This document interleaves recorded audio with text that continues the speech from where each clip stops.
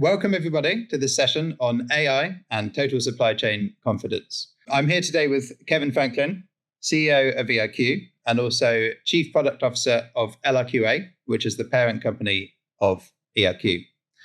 Kevin's a responsible sourcing and data science expert with more than 25 years of experience in this field. And he's also the founder, actually, of EiQ. So AI is a hot topic in almost every aspect of life at the moment.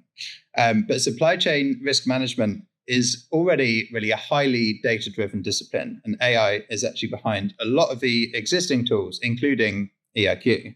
But as AI continues to evolve, it will really play a transformative role for everyone working in this area, thinking both about how we work day to day and also more strategically into the longer term.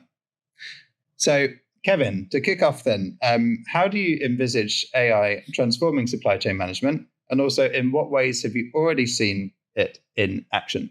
That's a great question. Thank you, Andy. And thanks for inviting me into this session together.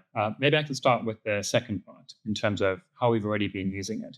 So EiQ, in fact, you'll remember this, was originally called EiQ.ai. And we have had AI integrated into EiQ for probably about 5 years now. Initially, more on the sort of machine learning side, and increasingly, we're integrating generative AI layers. So on the machine learning side, we've been using AI for our adverse media scanning tool. Every week, we scan and generate roughly 1 million artifacts of news that we need to basically triage, segment, risk assess for the hundreds of thousands of suppliers that are in the EiQ platform. We couldn't do that with just human intelligence. We have to use AI, and it's been incredibly effective in that process. Secondly, we also use AI for what we call equivalency, which is where we take into EiQ multiple different audit standards, and we harmonize the outcomes, the individual findings from all of those audits into a common framework. Again, many of these audit reports are PDFs or Word documents or data files, multiple different standard types. The diversity there would make it impossible to do that, again, with just human layers. So we've been using AI to support that process as well for probably the last 3 or 4 years. And there are many other applications. Moving forward, I think we expect AI to basically be ubiquitous across the responsible sourcing due diligence process, which means all the way through from the upfront diagnostic and evaluation of a responsible sourcing program to risk assessment of your supply base, to and in the design of training tools, the deployment of training tools, even in the audit itself, in report generation, in corrective action plan development and design, and then, of course, through to the benchmarking, trend analysis, and continuous improvement. We expect AI to really be everywhere in that process, completely ubiquitous. We also expect to use it, and hopefully we will have a beta version of this going live in EiQ Q2 or Q3 in a generative AI format where you'll be able to go into the platform and essentially ask it a direct question. So talk to me or show me the risk profile for this commodity or that commodity over the last 5 years for the following 5 issues, generate a report. Very similar to how a lot of us are now using some of the new AI tools, which I think have become just a native part of our day-to-day workflows. Coming back to the present day, and I'm sure there are a lot of people watching today who feel like they're maybe just starting out in this journey and who want some advice. So for those who are integrating AI into their responsible sourcing programs and also into their day-to-day jobs, what are the key considerations? That's a really good question, because I actually asked this to one of our leadership series audiences around a year ago. Actually, not quite a year ago. And I think only one person in a room of 150 was actively using AI at the time.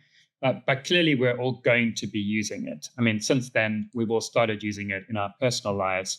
And we all recognize that AI is not just a tool, but it's shaping the reality around us, where we listen to its responses, trust its responses, and start to integrate it into our actions. It is shaping our reality just as much as this conversation between you and me. With that in mind, for people that are actually bringing it into a business environment, clearly there's a lot of things to take into consideration.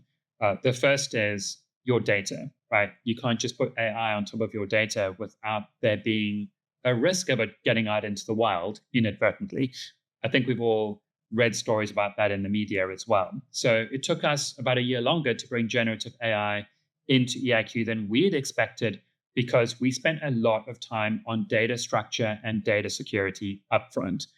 We've done that now, and it puts us in a position where we can start to layer generative AI into the tool in a way where it can be used by clients. So, point one, data structure, data labeling, and data security.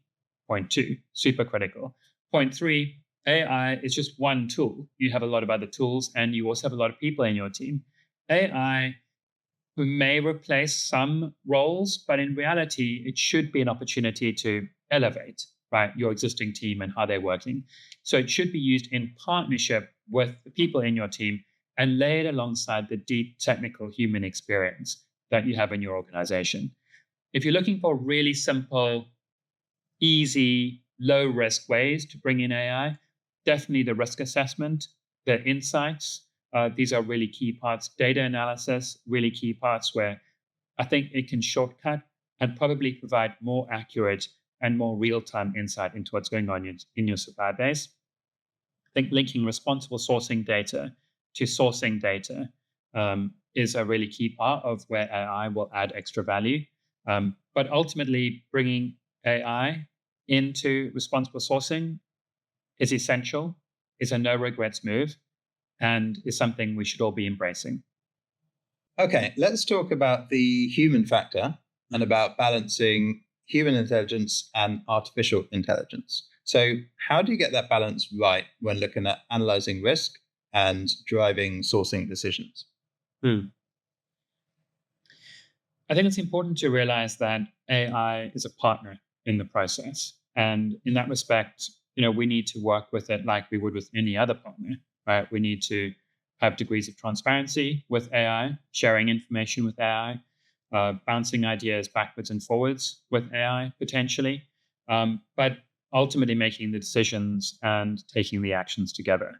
So, what this might mean, for example, is if we're looking at alternative sourcing locations in response to tariffs, AI might support us to identify 3 or 4 alternative geographies based on an underlying set of information that we share of it, possibly linked to geographic risk levels, issues, adverse media scanning, or maybe even different products or services or commodities.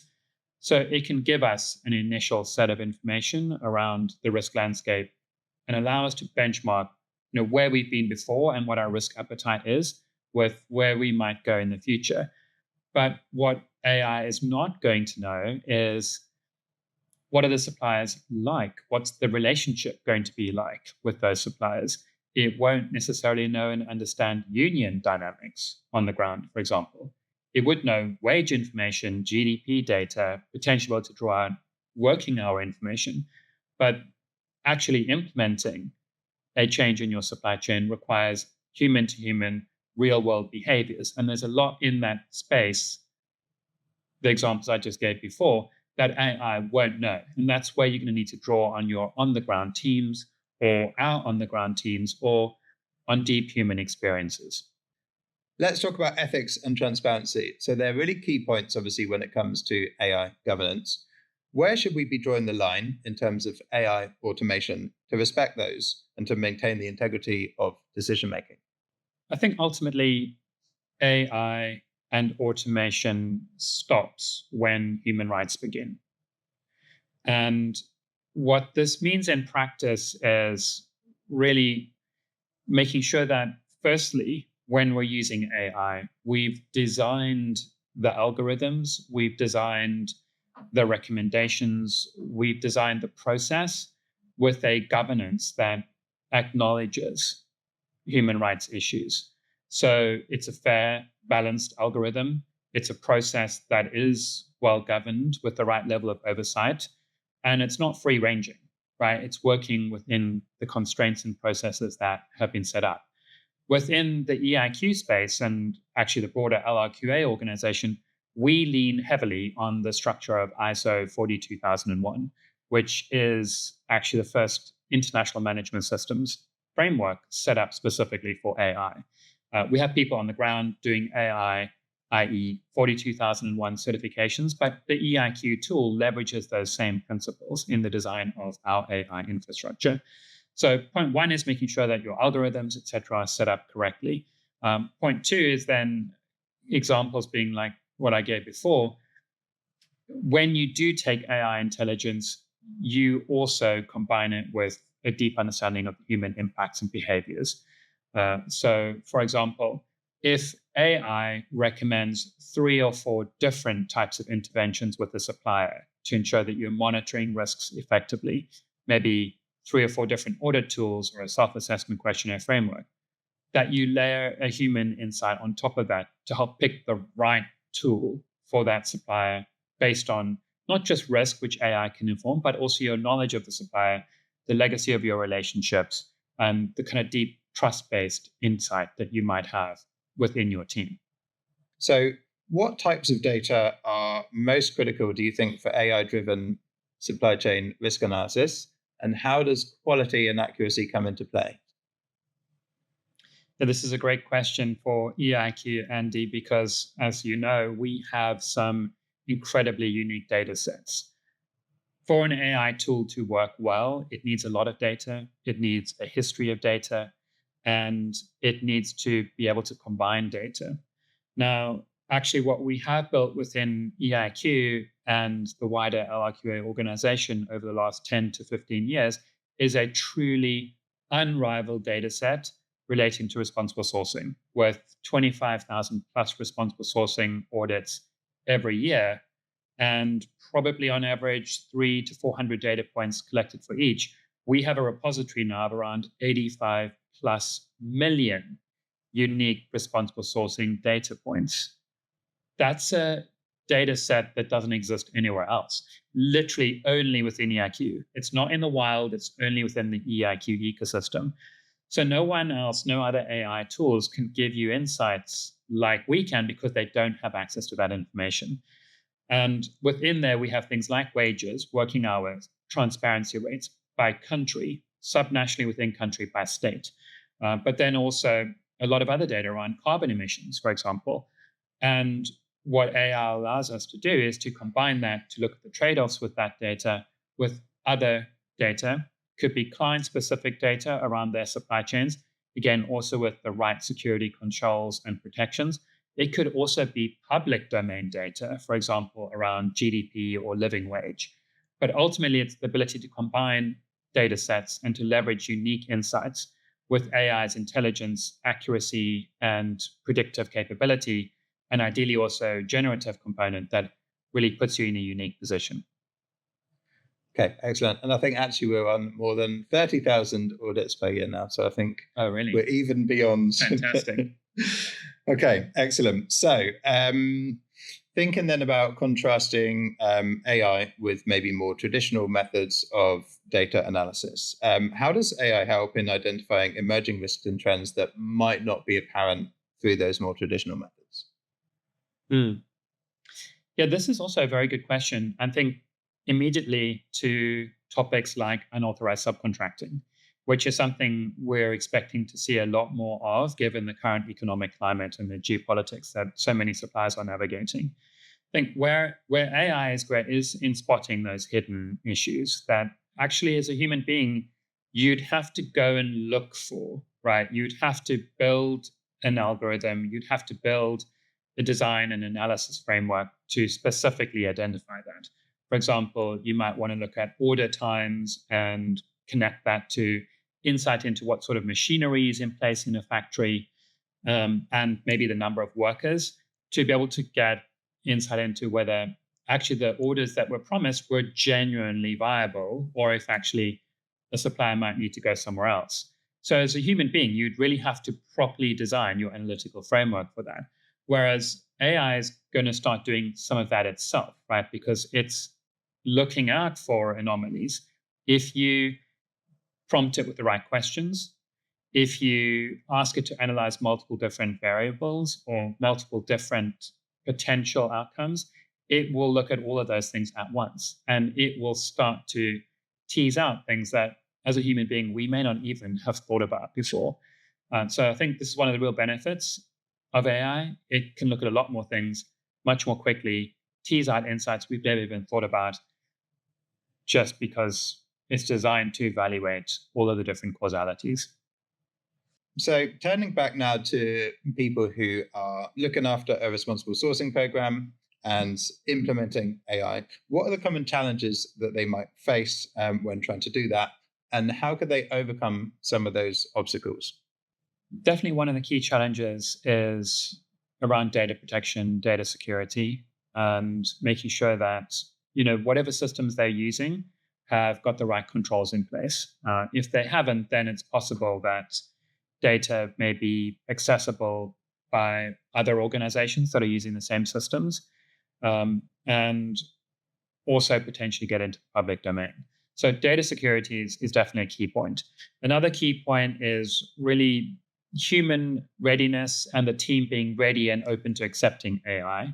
What I've definitely noticed over the last year or two is actually, depending even on geography, in Europe and the US, people are quite familiar with AI. A lot of the new generative tools were released there before they were released in Asia Pacific, for example, or in Greater China. So there's maybe a couple of years, or even if it's just 6 or 9 months of additional time to get used to these tools. So there's definitely a maturity curve that one needs to work through with one's internal team.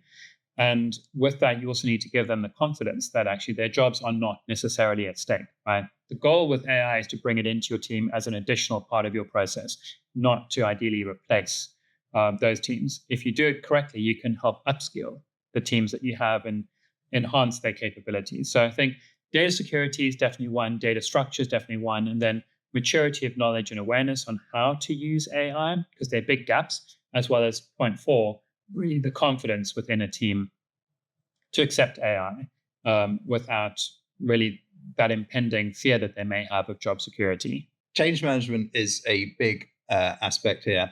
And when organizations implement AI into these deeply embedded processes, there's a huge amount of change that needs to be managed, both technologically, but also very much culturally as well. So along this journey, what steps would you recommend that organizations focus on to really manage their journey along that change curve? Yeah, great question. Very pertinent. Maybe let's touch on the cultural side first. Clearly, a lot of teams could have a degree of fear around adopting AI. And a good way to handle that is probably to start with pilot projects, to start with projects that operate in parallel to core business processes. What I mean by that is, if you have a fear bringing AI in because you're not sure if it's going to generate the same type of recommendations or outputs that your human team may be having, a good way is to bring it in and have it do that alongside of whatever your existing internal team might be doing. That way you can work together to kind of fine tune the AI algorithms, to fine tune the AI process. So particularly around things like risk assessment, how you might weight different topics like forced labor or child labor can be something that you test and refine together. So point 1, operate something in parallel. Point 2, do pilot projects. AI will also necessitate, depending on how you're setting it up, probably quite a lot of internal controls and work with maybe other teams across your business. A lot of our key stakeholders are on the supply chain or sustainability teams. But if you're going to be using AI, you might find yourself working much more closely with IT, or probably also with legal, who may be looking at things like terms and conditions associated with whatever tools and platforms you might be using to deploy your AI infrastructure. So it's definitely going to require planning, right, in terms of how you work with those teams. And it may mean it takes longer to get some of these initial things set up. You'll probably also have to work through processes around data security, data governance, data structure. And you may also need to work more closely with communications and legal around if you're going to use AI for any external reporting, making sure that you've implemented the appropriate quality controls to ensure that there's no hallucination, right, in whatever it is that's being put together for those reports. So definitely means piloting, definitely means collaborating across multiple teams, definitely means more planning upfront. And certainly in the short term, because we're not 100% confident on what we're getting out of AI, it does require a lot of cross-checking. Let's turn now to the future. So looking ahead, what AI innovations do you think will have the most profound impact on supply chain intelligence and supply chain resilience? At some point, Andy, I would expect that a lot of the responsible sourcing part of supply chain resilience and intelligence will run almost automatically with an AI. I would envisage a world where you have an online tool, it could be EiQ, where it conducts the risk assessment for you, where it makes recommendations for you, where it places orders for audit reports, or it deploys a self-assessment questionnaire for you. You will need your data to be very well structured for this, right? But it could definitely do that, especially if it knows that you audit a factory once a year or once every 2 years. And if it knows that in your design, it is going to deploy a deep dive investigation in response to news alerts. All of these things can start to happen automatically. All you need to do is to set those rules up at the beginning of the process. But AI can even support you with that because it can help you design your risk algorithms, your program, your code of conduct, your framework. It can help you do benchmarking. I would also envisage that once the audits are completed and the data is coming in, again, AI can bring in multiple different data types, so industry scheme data, companies' proprietary audit tools, or even our enhanced responsible sourcing assessment, our URSA tool, or any of those frameworks. Bring all of those in, standardize that data. All of this is happening automatically right now. If you remember what we said at the beginning, you haven't had to do anything. You just set up the rules. This is all happening automatically. You just log in every day to see what is the status of that. All of the results from those audits are coming in through AI as well. Ideally, they're also getting matched to things like CSRD, the Corporate Sustainability Reporting Directive, or any other reporting requirements, and report insight is being generated automatically. It gets you all the way to the point of potentially publishing this when actually you need some kind of human intervention to maybe evaluate whether you're comfortable putting that into the public domain. You can implement multiple different human intervention checkpoints across that process, but I do see a future, probably in the next 3 years, where all of this can be fully automated with AI. What a vision! Thank you, Kevin. All right, and back one more time to the present day. So at EiQ, we're lucky to work with some fantastic clients and really some of the companies that are at the forefront of this AI in responsible sourcing domain. So I was wondering if you could share any success stories where AI has significantly reduced supply chain risk or really transformed a strategy. Whether or not you can share who's behind that, whether there's something that you can that you can give us that might inspire people to go and see what they can implement in their own programs. Yeah, well, there's many examples, Andy. I think I'll keep them anonymous for now. But one of the best is, of course, with our adverse media scanning tool, where, as I said, we're scanning millions of news items every week, and we are raising alerts, red flags against key issues, 100 or so different issues in the labor, health and safety, environment, business ethics, and labor standard spaces. And those alerts actually help our clients to implement deeper investigations or to roll out audits or to actually proactively identify where a shipment may be held at the border due to links to forced labor or child labor. So we're doing this actively today, and I know many cases where we've actually helped get in front of these risks before they've impacted our clients' supply chains. So that's definitely working exceptionally well. What I would also say is very relevant today in a time of tariffs is looking at alternative sourcing locations. So we're definitely working with a few clients today where they're using EiQ and its associated AI tools to evaluate multiple different sourcing geographies. Many of you that will be using EiQ, if you're listening to this, will know that we have geographic and product risk data, but we also have around 2,000 other indicators like wage data, working hour data, transparency data, that is a little bit more difficult to access in EiQ, but we have that for every geography and for multiple different supplier types globally. So we can use that data to help identify not just lower risk or similar type risk profiles for new sourcing environments, but we can also understand the cost impacts because we've got wage data. We can also understand the subcontracting risks along with those sites because we've got subcontracting data. We can also understand the trade-offs around potentially even environmental metrics. If you're transitioning from a country with a low emissions factor for grid electricity because there's a high use of hydropower, for example, to a country with a much browner grid, you're going to have more emissions in your supply chain as a result of changing your sourcing patterns. And these are things that we can do with AI in bulk, leveraging EiQ's insights. Okay, Kevin, thank you very much. This has been fantastic. You provided loads of great insights. It's been really insightful for me, and I'm sure for many other people watching. Are there any final thoughts that you'd like to share? I think the final thoughts I would share really relate to the inevitability of AI. And as we were discussing before, this is something we can't avoid. So we need to learn how to embrace AI. We know that AI is shaping the reality around us. That's a reality we all live in. And it's a reality that we can help shape together with AI if we figure out how to interact with it proactively. Responsible sourcing programs have a lot of opportunity for improvement. They can be faster, better, more effective, generate better insights, and they can do this more effectively when they leverage and use AI.